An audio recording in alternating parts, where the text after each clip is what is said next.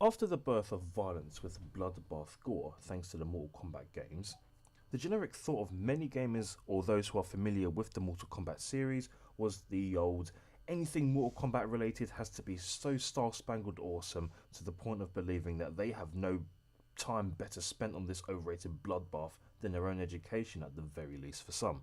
Producing to the public eye the enjoyment of decapitation and flesh-splattering death moves was gradually desensitizing its sadistic audience over time, as it was when then moulding the gamers' minds into wanting more gruesome, vile ways to smash your opponent's head in. Well, now we're in 2018 and still it continues, with much enjoyment for many, I may add. However, there is a game in the landfills of the Mortal Kombat history that will for many just remain unspoken of. I am of course referring to the everybody's favourite overrated Mortal Kombat character ever used, who has even had his own game. Here it is, Zero Mythologies for the Nintendo 64.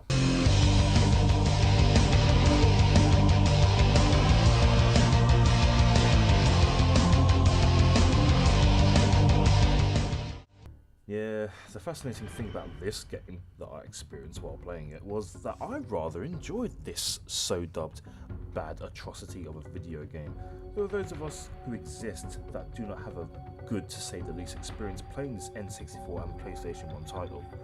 I say PS1 because there is a Sony port also that I have not played. The only difference I know was the cutscenes. So thanks to YouTube, I watched it, bearing in mind this was the 90s, so after watching the costume people attempted to act as if their life depended on a worthy budget, it was laughingly cringy. Like CW Flash TV series angsty teen soap opera dialogue kind of cringy. Still better than this. Oh yeah, and this to be honest. My experience was only on the N64 with still images. I had no problems with that whatsoever. Take into consideration, the gamers back in the day were at this schoolyard PlayStation 1 versus N64 sort of war conflict. But I could not care less, I just wanted the game. Sir, a mortal has escaped from the prison of souls. He is headed towards the Sea of Immortality. A mortal? Yes, a mortal, with the ability to freeze. I never freeze. It was different for me because of the simple fact that it threw me off guard of expectancy. I remember when I was about 8 years old, in my kiddie-wink age, opening the N64 box to unveil this game. I actually did hope it was going to be just like Mortal Kombat, bearing in mind I had already played Mortal Kombat Trilogy just before this. I happened to have that game first, so I was pretty familiar with a lot of Mortal Kombat characters. Don't bother worrying about escape. Who are you? I am a dead man, but somehow you have retained your mortality, which would mean you are vulnerable to death. I am Scorpion. You killed me in cold blood. I had no choice. You could have let me live, Then I would be the dead one. but my clan and family would still be alive. What? It wasn't enough to kill me. You had to destroy every last remnant of my being, including my wife and child. You're mistaken. Quan Chi is responsible for their deaths. Words will not save you. Lin Kuei, a warrior. But instead, I was introduced to a side-scrolling beat-em-up which by all means surprised me. But that was just a tip of the iceberg. I felt the experience of this game gave me was a huge cold shoulder. But adding in puzzles as well. Adding an in-depth challenge of how to actually backtrack on your steps in certain parts of the game, rather than just be given the straight and narrow path of just going from point A to point B. Point C was there too. This had no minor effects of me enjoying the game. Adapting to it made it all the more fun, as I tried to figure out which keys opened what, as well as being in a riddled thought process of wondering where on Earth realm am I going. Although it's a one-player game featuring no multiplayer features at all, I rather felt isolated. Playing on my own. Even though that the universal majority of gamers who could not get even past the first obstacle at the beginning of the game keep uttering the, "Oh, this game is terrible, it's the worst game ever." Well, do you know what, let's go down memory lane for a brief moment. I was an 8-year-old little nipper who pretty much completed 90% of this game on my own. And guess what, folks? I was rather good at this game and almost completed the game within the first week of owning it.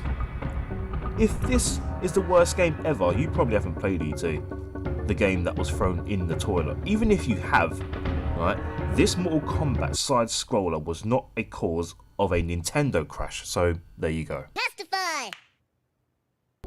I found the RPG elements included in the game to be somewhat unusually fun, because not only are you subjected to puzzles, death traps at every now and again moment, you begin the game with no abilities of your own. Seeing as you are a well-known Mortal Kombat character, with that in mind, however, this story apparently happens before the first Mortal Kombat game, so in which case it is a prequel for a nobody Iceman ninja before he bloomed, I guess you could say.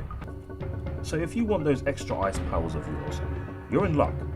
You're going to grind through each stage to build up enough XP to unlock your next rewarded snowflake ability, as you have the pleasure to hunt and rack up your body count through each stage as you progress.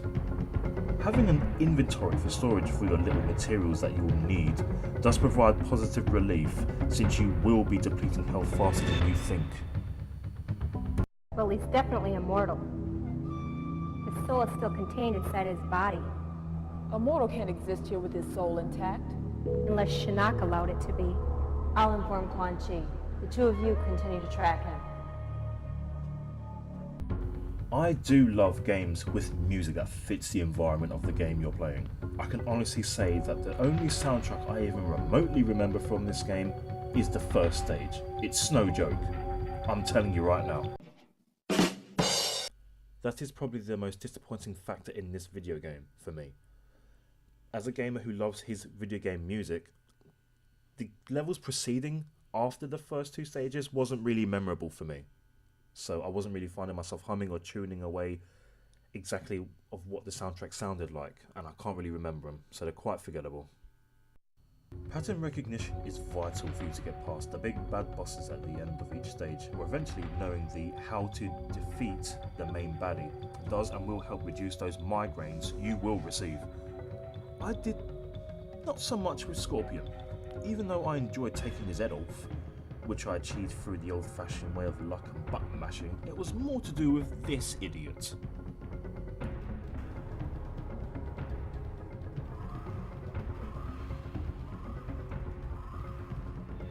Yeah, because there's totally a clue of knowing exactly how you're not supposed to die here. Thank you very much for the first 200 deaths, you chav.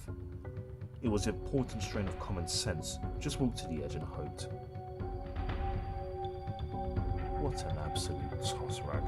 Gamers who get rageful easily will probably go through at least 10 and 64 controls while playing this. There is not much hand-holding with your virtual parents while playing this game, I am very pleased to say, so expect a challenge as you attempt to complete it.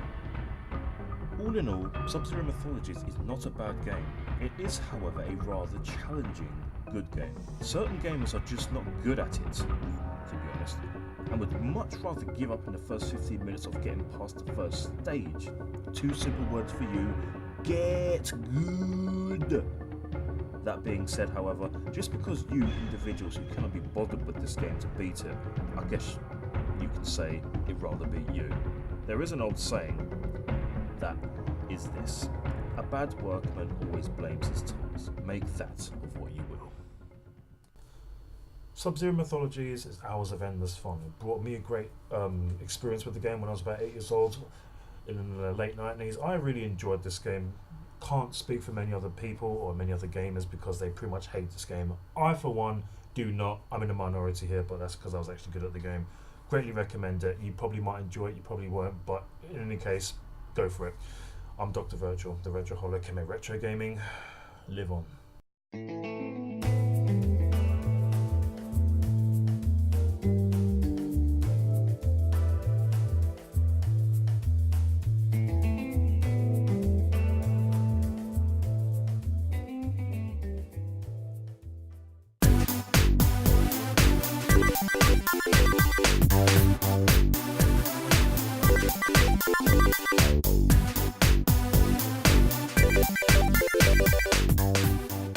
Welcome back, my warrior. I have a new undertaking for you. It seems your exploits have caught the eye of another sorcerer. I would like you to meet the retainer of your services. His name is Shang Tsung, and he would like you to compete in a small tournament. It's called Mortal Kombat.